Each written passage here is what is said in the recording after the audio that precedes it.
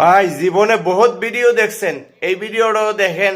দেখা ভিডিওটা ভালো লাগলে একটা শেয়ার করে দিয়েন। ছেলেরা যদি 4টা বিয়ে করতে পারে তাহলে মেয়েদেরও 4টা কেন, মেয়েরা আরো বেশি করবে, কারণ মেয়েদের এনার্জি অলওয়েজ বেশি থাকে।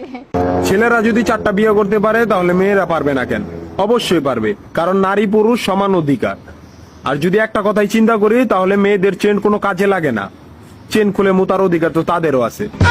মালে আসেন, একটা চাবি দিয়া যদি 4টা তালা খোলা যায় ওটাকে বলা হয় মাস্টার কি, আর একটা তালা যদি 4টা চাবিতেই খুলে সেটাকে বলা হয় খাঙ্কি। ধরেন আপনি 4টা ইঁদুর পালেন, আপনার কাছে গর্ত আছে একটা, বাহিরে অনেক বৃষ্টি, বুঝেনি তো ওয়েদার ডিমান্ড। এখন 4টা ইঁদুরের একসাথে গর্তে ঢুকতে হবে, তখন আপনি কি করবেন? ধরলাম উপরে নিচে মিলাই আরো 2টা আছে, হ্যাঁ, তাহলে 4 নাম্বার ইঁদুরটা কই যাবো? কানের ফুটা দা না নাকের ফুটা দিয়া? হ্যাঁ, তার মধ্যে মাসের মধ্যে 7 দিন থাকে লকডাউন। আমি মানি, আমি না শুধু সবাই মানে, মেয়েদের অনেক পাওয়ার, মেয়েদের অনেক এনার্জি। তাহলে দেশের মধ্যে ঘন ঘন লোডশেডিং হয় কেন? আমার মাথায় কোনোভাবেই ঢোকে না।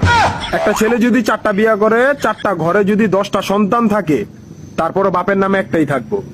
এখন আপনি যদি 4টা বিয়ে করেন, একটা সন্তান হয়, তাহলে বাপের নাম কি দিবেন? সলিমুদ্দিন, কলিমুদ্দিন, আনোয়ার, মনোয়ার, নাকি গড়ে মিলাইয়া জানোয়ার? আপনি কি নারী না ঢাকা শহরের লোকাল গাড়ি? 30টা সিট ফুল, 20 জন দাঁড়ানো, তারপরও বলে পিছনে সিট খালি, ওঠেন তাড়াতাড়ি, পিছনে সিট খালি, ওঠেন তাড়াতাড়ি। শুধু এই সমস্ত মেয়েদের কারণে পুরা নারী জাতির সম্মানহানি হয়।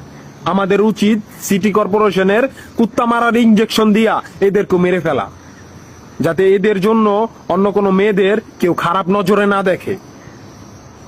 মারানি কোনানকার।